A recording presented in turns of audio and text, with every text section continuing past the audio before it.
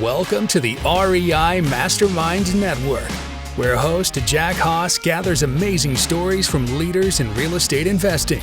In each episode, our guests will tell you what they're doing that works, what they've tried that failed, and best of all, you'll learn actionable steps to take your real estate investing to the next level. Now, here's Jack with another value-packed episode. We have Chris Prefontaine on the call, and if you don't know Chris, you really should, because first of all, I just love your domain name and the name of your company, which is smartrealestatecoach.com. And if you go to /masterclass, Chris is even going to give you an extra 55 minutes. So take advantage of that. Chris has a lot of insight, especially when it comes to buying properties on terms. So, and we're going to be talking quite a bit about that, because if this is the episode for you, if that's something that you want to delve into. But I think what we're going to spend most of our time on here today is that entrepreneurial mindset that I think is vital to do real estate investing. And I happen to have a couple of Chris's books on my desk here right now. Is you can pick these up through Amazon, the Real Estate on Your Terms. And I see, and he recently updated that book, and then the New Rules of Real Estate Investing. Chris, again, I really appreciate your time. Well, I appreciate you having me. And when I saw your name on the schedule, you said, awesome, I get to hang out with an old buddy. Yeah, this is always a great conversation. And you and I chatted before we hit record, the importance of that entrepreneurial mindset. And I think we both see that as a consistent barrier when people are doing this. Yeah, one of the reasons, I mean, we could probably talk 2 hours on this, but one of the reasons is I said to you off recording was, I can teach someone the skill set. Anyone in any niche can go, here's how you do this. Skill set, boom, done. The challenge is mentally to move from, especially if you had a job and you weren't an entrepreneur, to move from that mindset to just a deal is one thing, but to move from that mindset to running a business, maybe even running one person, and running multiple deals where you get curveballs thrown at you, the market changes, life happens, you have angry buyers, whatever. That's a mindset piece. And it's never ending, never ending. So we actually pay, since I talked to you last, Jack, we pay one of our mindset coaches, Dr. Amanda, to work with our students. Like, we literally scratch a check because we know they'll do more deals if they have that piece tacked on to their business. It's not just about learning how to do a deal. I wish it were that easy, really. It's all the stuff as you grow. It makes sense? Yeah, it makes a lot of sense. So what are some of those things that your doctor is prescribing, if you will, some of those strategies or tactics? Okay, so one that comes to mind is basic, and people go, oh, okay, that's kind of fluffy. It's not. And that is the kind of the paradigms we all grew up with. Every single one of us, whether you realize it or not, has paradigms from age whatever, 4, 5, 6, kindergarten, where it's affecting you today. And so I'll give you a great example. This morning, I have a client. We have a bunch of associates all around the country. But I have one, I take like 1 or 2 projects a year, Jack. I don't know if I've ever told you this. And I say, that person is committed and serious. I'm going to take them under my wing, and I'm going to up the game if they want to. And this gentleman's in New Jersey. And I said, I want you to call me every night with accountability. I want to hear your voice. I want to hear how many dials you did, what the challenges were, what you got to accomplish every night. And when he called me last night, I listened to it this morning. His message was, hey, daily check-in, Chris. By the way, yesterday I had my mastermind with Dr. Amanda, and I think I discovered a breakthrough from my childhood money paradigms. Now that was today, but it happens every single day. And so people wonder why they go and they can't get deals, or they sabotage the deals. They don't even know they're doing it, but the deals don't go together. Why? You got paradigms that are clouding the daylights out of what you're doing. That's one piece that affects you, but it drags this weight behind you. Right. I've mentioned this before, and I'm sure my listeners are frankly tired of hearing of it. What Chris is talking about is that situation where your mindset gets into the right place, where you start to believe that something is going to be real. I use the example of when you're getting into wholesaling for the first time, for example, and you're trying to get a property under contract, and that first one is a is a grind. I mean, you're constantly working towards getting that first one, but once you do it and once it's accomplished, there is a switch that's flipped, and now it becomes something you believe in, something that is achievable, something that, and the next one and the next one and the next one, it just gets easier and easier because something happens mentally for you to believe in yourself. Yeah, and here's what you just made me think of something super important. You're spot on. I spoke at we have virtual events still, but I spoke at our last event, January 8th this year. And one of the things I talked about was when I went through all the crap I went through after the crash in 08, mentally, I thought it was okay. You don't know in the moment, but looking back, mentally, I was a mess. And so my confidence, to your point, my ability to even communicate properly, confidently, went on for 4 years. And I said, if you told me in 08, when I was going through all that, hey, Chris, fast forward, 13, 14 years, you might be buying this company or doing this, I would have laughed. I said, no. So what limited me? 100% the way I was thinking, because it's scary what we think about for our goals is we won't go higher than that, right? Mm-hmm. And it's not fluff. It's real stuff. This morning on YouTube, Jack, I was listening to, I forget her name and I wish I could give her credit, but the video on YouTube is called It Only Takes 30 Seconds. Billionaire's secret to what they do daily or something. It's all about visualizing. And it's from a very prominent speaker. I just can't think of her name right now, but it's cool stuff. Visualization and knowing where you want to be mentally. Right. Yeah. It's amazing what can be accomplished. And I think you and I chatted about this before, the fact that when I first started getting into this, this whole mindset thing and everything, I thought it was a bunch of hooey. Yeah, I agree. And the 180 is pretty amazing. Well, this speaker this morning starts out with that, so she must acknowledge it. She said, and before you all jump, it's not foo-foo. And she's a very, very good speaker and very successful person in general. And she gave you very aggressively what to do for 30 seconds a day, but it's all visualization. And here's what I say to my wife continuously as recent as yesterday, and that is, it's scary good when you write, whatever you do, you write in your journal, you visualize, whatever it is, somehow, some way in the next year or 2 or 3, it comes and you go, where did that come from? It's because you worked on it. It's crazy stuff. It's not foo-foo. Yeah. As earlier you talked about, you pick a student here and there, take it under your wing, and then having this accountability on a daily basis. Talk about how important that is. I mean, it kind of goes back to the concept of you are the sum of the people you hang out with. Yeah, this is good. Yeah, good. 2 good points you made. So, look, our program is great. Like, our coaches are great. Our certified coaches are great. My son and son-in-law coach, I coach. Those programs are awesome. But what I mean by that project is next level, daily. And why that's important to your point is the accountability does a lot of things. Like, if I knew I have to call Jack every night for 30 seconds and report what I did, at the end of the day, do you think I might just maybe perhaps make an extra dial or 2? So I don't call Jack and go, hey, Jack, it's Chris. Here's my daily. I did no calls today. You tend to make at least 1 dial and go, hey, my day sucked, but I made 1 dial. So the accountability does wonders. I have an accountability partner every Monday morning. He has a very successful podcast too. And just knowing that I'm going to talk to him on Sunday, I scramble and go, okay, what did I tell him my one thing was? He's a buddy of mine, but it's an accountability partner.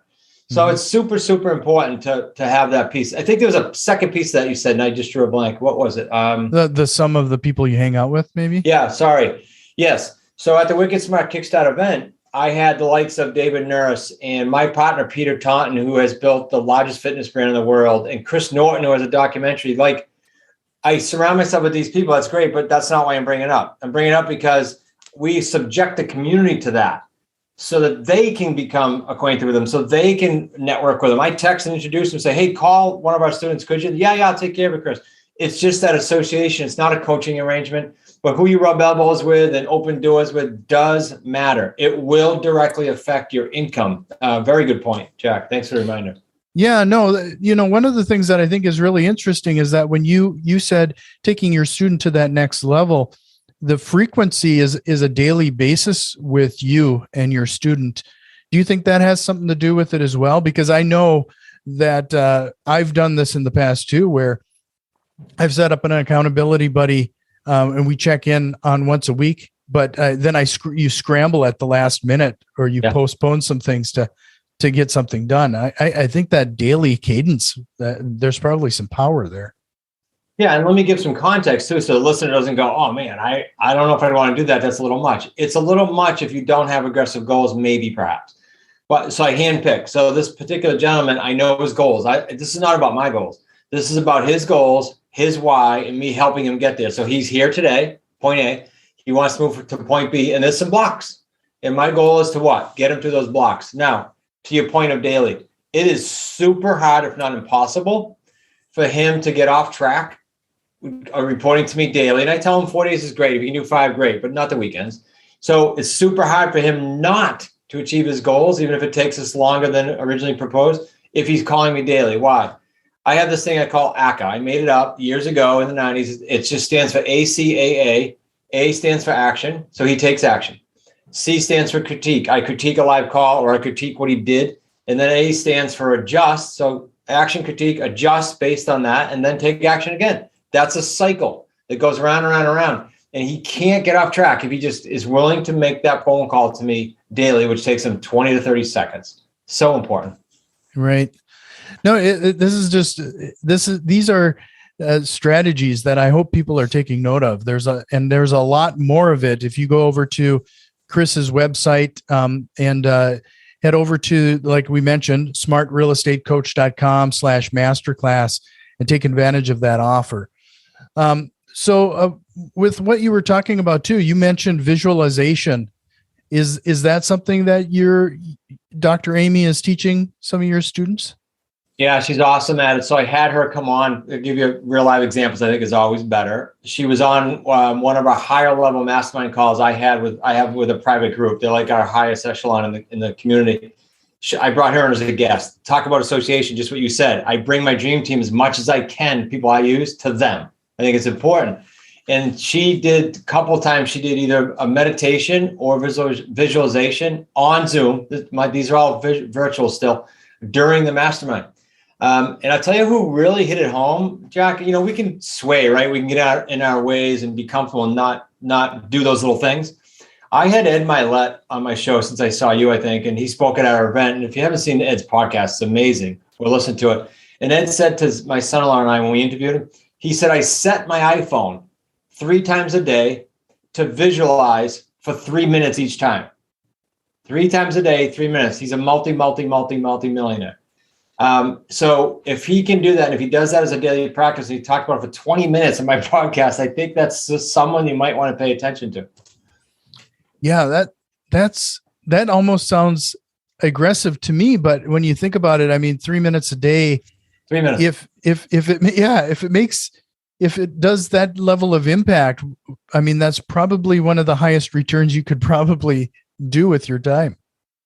Yeah, there's an app. There's a bunch of apps, right? But there's an app I have called Pzizz, P-Z-I-Z-Z. And one of the things you can do, there's naps and all kinds of junk you can do. But one of them is just focus music. So you hit focus for 3 minutes and you sit and visualize. Bam, you get just 3 minutes in your whole day. Right. One of the other things I wanted to back up for a second too is that you were talking about like some of the things, and if you're doing something consistently every single day, you're doing your follow-up with you on your accountability buddy on a daily basis. How important is it for people to take a moment this whole concept of taking this entrepreneurial journey? Is it to sit down and actually not only make a business plan, but actually making a plan of like, what are you going to be doing every single day and to accomplish your goals? Great. So we have them do a business plan. And if I don't explain to them and it came from corporate, I get this very structured. I know it came from corporate, right? Or they got it online somewhere. It's very structured. Like, here's my vision, is this. What we have them do is we have them first and foremost get really clear on their why. Personally, I want to know emotionally, like, what the heck is driving you when things aren't so good and you're really having a crappy week or day? What is your why? So I can help you be very front and center with that, because it's going to happen. The how becomes easy if you have an enormous why. So that the business plan starts with that. Then it goes to what we call a future statement. Future statement is you write as if you are at 12/31/22 right now. You already did everything. You accomplished it. You're writing in present tense. So we have them do that. Then to your point, we do trimesters, but quarterly, whatever you want. Now, what's it going to take to get there? What are the resources? Who are the people? What are the skill sets you have to learn? Those three things are key, and you place them throughout the quarter, because people tend to overestimate what they can do this year or this quarter versus spreading it out. So they go, I'm going to do all these things in the first quarter. I go, nah, it's not realistic. So let's see what you can do for the next 4 quarters or next 3 trimesters. So that's how we do it. It just as an idea. Now, whatever works for you, but that's how we've found works very well. Yeah. What's particularly interesting there for me is that you start with the why, and it's driven by emotion. And let's be frank. I mean, that's what most people need to take that action. If otherwise we'll just stay in our comfort spot forever. Most people will flee from pain, or they'll react to pain versus running towards pleasure. That's proven. I mean, I think Tony Robbins and others have talked about that for decades. And I will tell you that the emotional piece will also change that sort of those paradigms in the mental piece that you and I have been talking about. That's the only thing that's going to change your beliefs when emotion gets involved. If there's no emotion involved, you're going to live with the same belief that's embedded so deep that you can't change it. Emotion is super important. Right. So the other thing you mentioned was journaling. How do you advise people do that?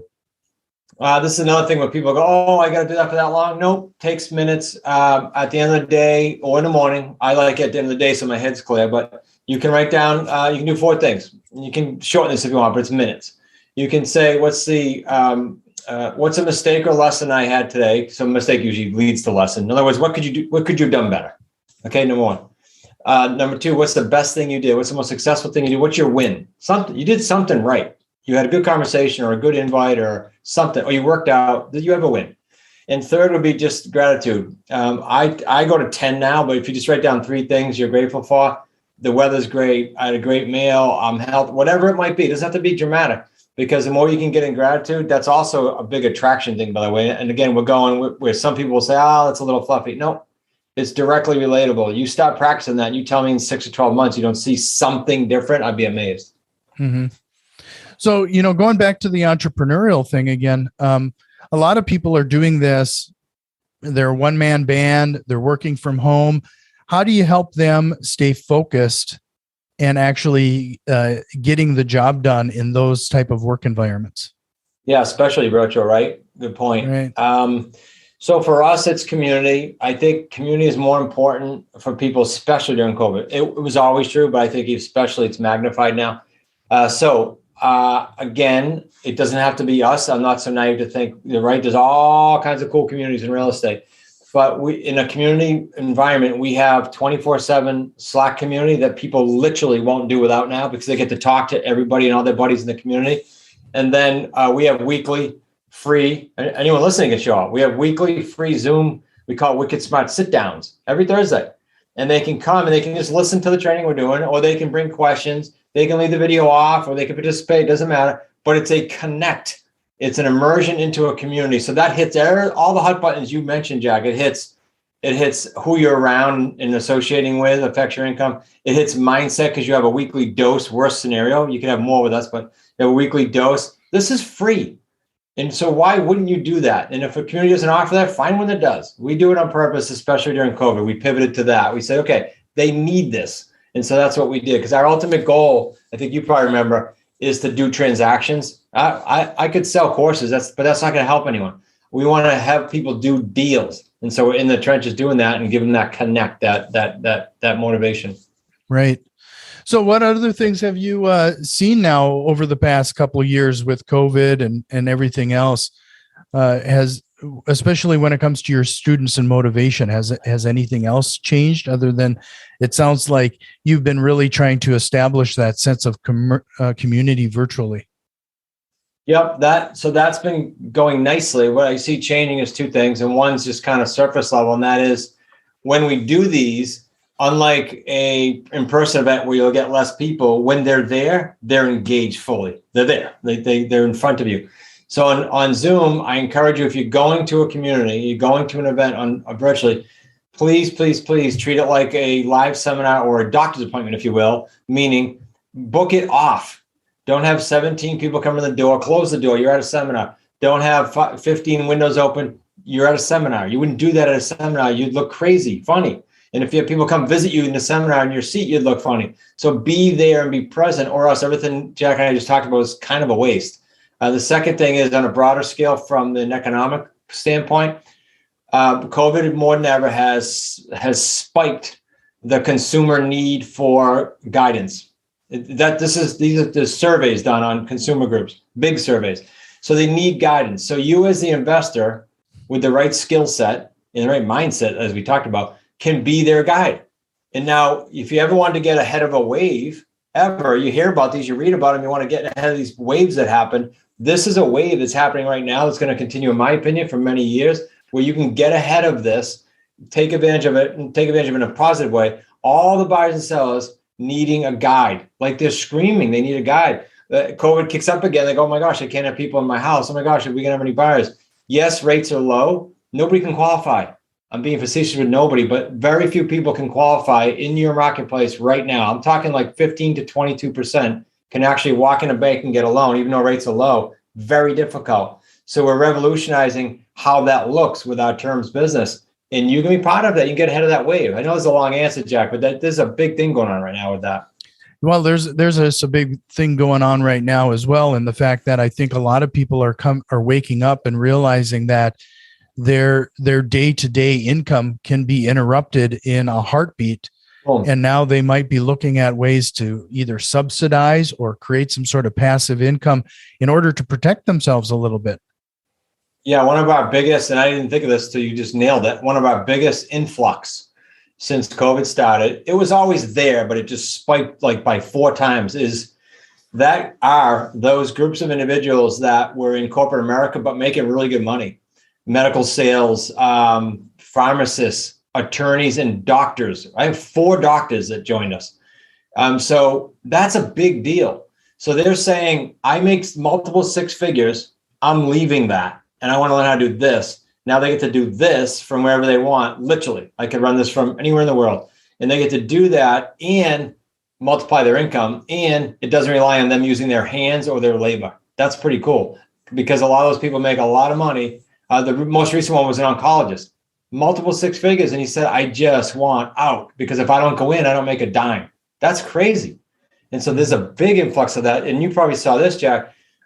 You can pick whatever stat you want. You can Google this. But in the most recent Michael Dell book, he used 200%. He said, since COVID, spike in people wanting to be in entrepreneurship, like I just described, 200% spike. Now, that means what? That means they all can't go get loans tomorrow if they just went from a job to their own business, right? They can't qualify. They need 2 years of seasoning.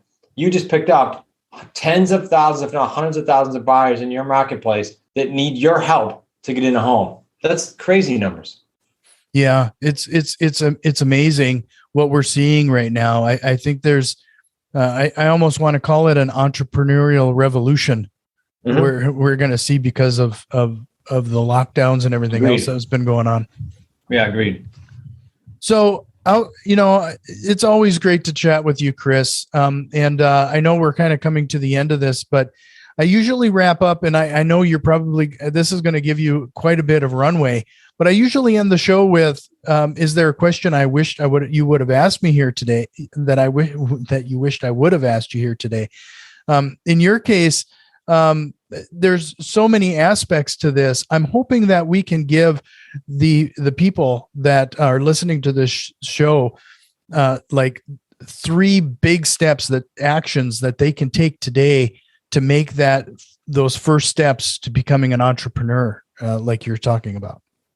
I can, and let me precede it. I actually have 3 in mind, but let me precede it with this. If you're listening, you probably listen to other podcasts. And Jack's show is amazing. And if you've ever heard a guest of his say anything of substance to you that would cause you to say one of 2 things: I wish I could do that, or I can't because. If you catch yourself with either one of those, let's please wipe the slate clean. Okay, I don't know when, doesn't matter when you hear this in 22. The fact is you can change it tomorrow if you have someone on your shoulder helping you. So do these 3 things.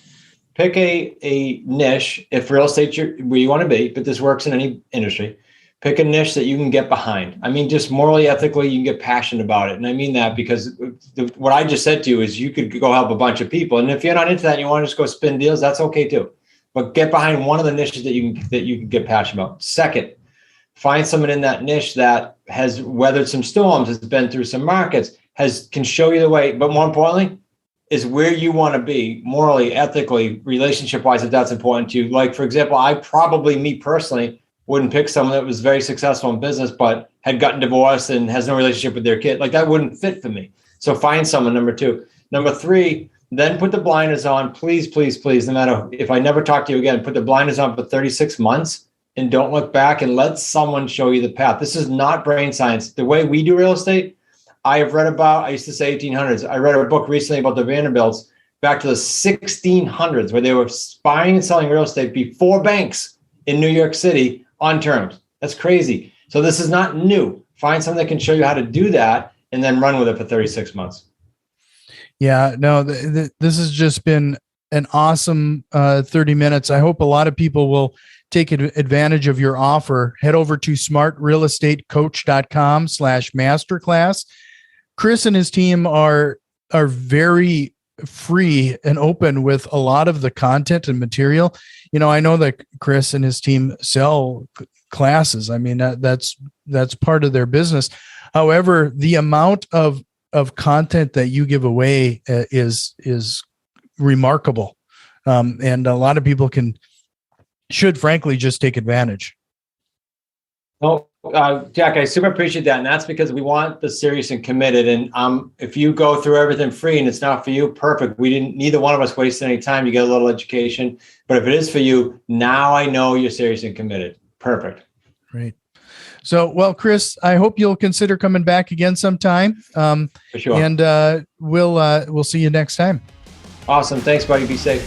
Have you learned at least one actionable step to incorporate into your real estate investing? If so, please consider returning some of that value by leaving a positive review, subscribing to our YouTube channel, or joining our growing network on Facebook and Twitter. You can find links to all of our social media accounts in the show notes. See you next time.